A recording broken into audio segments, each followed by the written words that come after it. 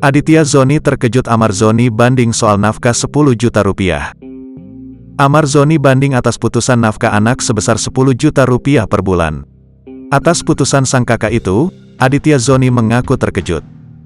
"Saya baru dengar tuh, ingin banding, masak sih," ucap Aditya dikutip dari Intens Investigasi.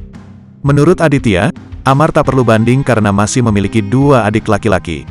Ia juga bersedia membantu Amar memenuhi tanggung jawabnya sebagai ayah. "Saya kan adiknya, kita bicara soal tanggung jawab.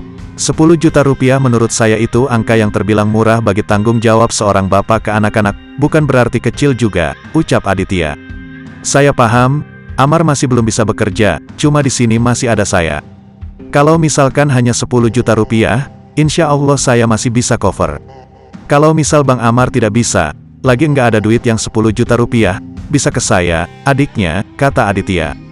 "Kalau saya nggak bisa ke Panji, adik Aditya. Saya juga punya anak istri, jadi paham betul bagaimana rasa tanggung jawab seorang ayah," lanjutnya.